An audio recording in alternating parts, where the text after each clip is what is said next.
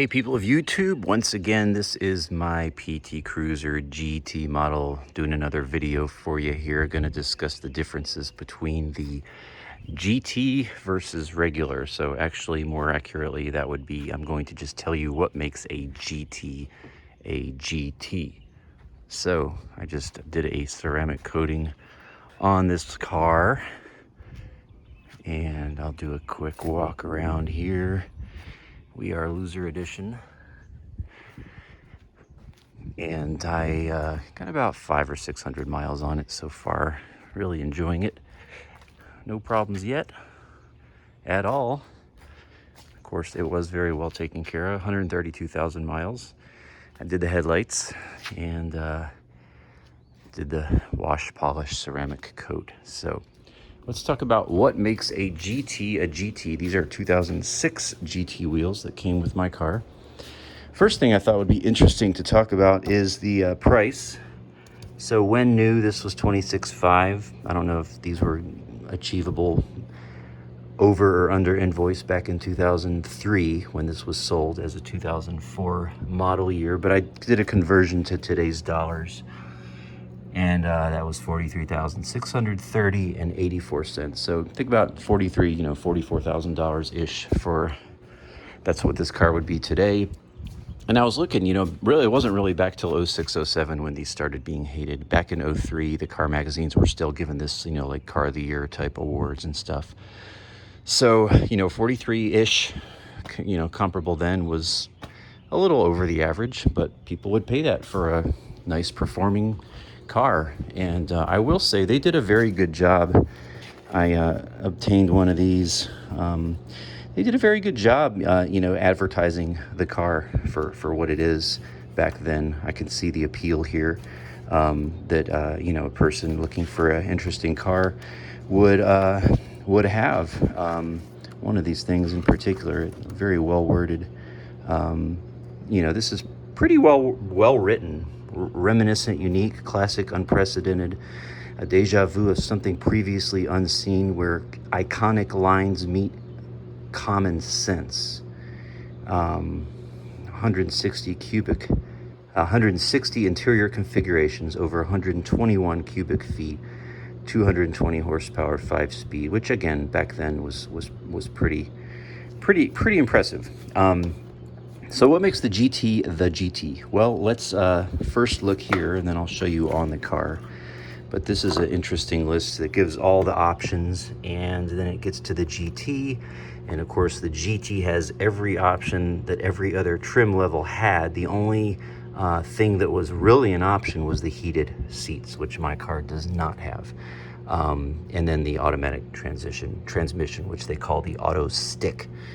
But the differences of the GT, it had the anti-lock brakes, it had the bright pedals, which, the brushed aluminum look. Of course, the higher output engine, turbo, the exhaust tip, the ST or GT branded floor mats. Oops, thinking about you a little bit still. No regrets selling that car at all. 7 years was enough. Seats are a little different. It's got the rear spoiler, sport suspension. Ooh, it's also lowered an inch. Tires were fatter and bigger. Of course, the 5-speed, and then the wheels were 17s. So let's take a look. And this is the other. I just basically copy pasted this from a few other sources. So I'll just take you through now before we actually talk about the car itself. This is stuff that obviously I'm not going to show you, but this is pretty impressive to read that Chrysler did all these things to this engine for the GT model to, really overbuild it in preparation of the 220 horsepower version that was the high output turbo. Interesting fact I learned, by the way, there was a low output turbo, which was 180 horsepower, and a high output, which is the 220. And the reality is the engine and I don't know about the engine, let me take that back, but the turbo was the same, and there was reflashes from Chrysler that you could get for the 180 horsepower version that would bring it up to the 220 with no hardware other than the PCM being changed out. So they probably did also overbuild that engine, but it's strange to me that they would put the same hardware and just give it a different tune and drop it 40 horsepower when they could have just given it all the beans. I don't understand that. In any case, overbuilding stronger crate case webbing. I'm not going to read through all these, but this is interesting. Pause and read it if you're interested. Higher capacity oil pump, oil squirters, alloy pistons, forged connecting rods, improved cooling, different camshafts. I mean, this is a lot. They really put a lot into this engine to build it so it could take the power. And of course, this engine is, it says 215 here. Now that's where I found a whole bunch of places said that. However, it does say in the actual Chrysler manual, it does actually say 220. So we have a little difference there.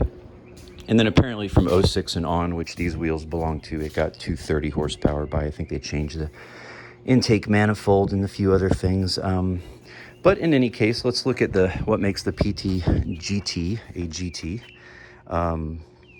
Aside from the engine, so it gets four-wheel disc brakes, and it gets larger calipers.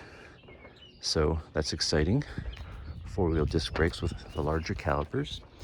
Of course, it gets these GT wheels, and I'm thinking about putting a little GT emblem on my center caps there. Just gonna copy that and make the same font with some vinyl and stick it on there. I'll probably do that soon because that's the kind of stuff I like to do. And then the body color was the same, I guess, on the other PT Cruisers. The front and back bumper cover and some of the underneath stuff was a different color. But on this car, it's body color, which I think looks really good in the black. It got a sport tuned suspension, so as I said, it's dropped an inch. Has a sport tuned exhaust system also, which I'll let you hear in just a moment with that chrome tip. And I've been shocked, with the windows open, you can actually hear the exhaust. It sounds pretty good. Mentioned the larger rotors and calipers, body clean, and then there's some other things, that just, the side moldings, some of these different things going on here. Of course, it has the GT badge, the high output. I don't know if the low outputs say low output, but that would kind of be embarrassing. And then going inside the car, you've got a few things here. You've got, the GT mats, say GT, and then this has these seats, which I think are a little bit different from what I read. Performance front seats with unique cloth interior, driver's side manual lumbar. So the GT, you got the manual lumbar option, which is always good to have manual lumbar.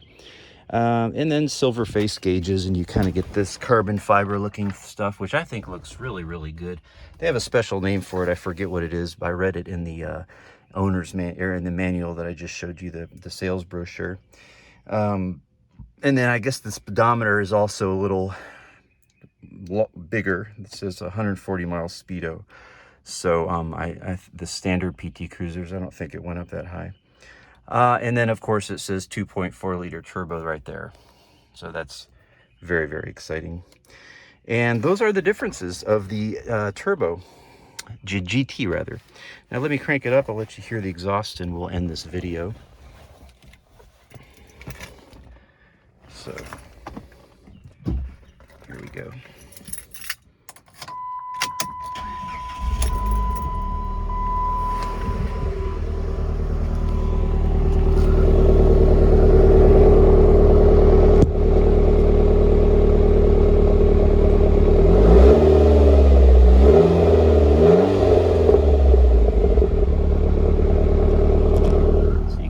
Growling there when it was revving down, which is cool. With every time I'm driving and with all downshifts, you hear that little growl. Again, it's very, very subtle, but if you don't have the windows open, you can't hear it much, barely. But if you have the windows down, you can hear it just a little bit, just enough to give you a little something special.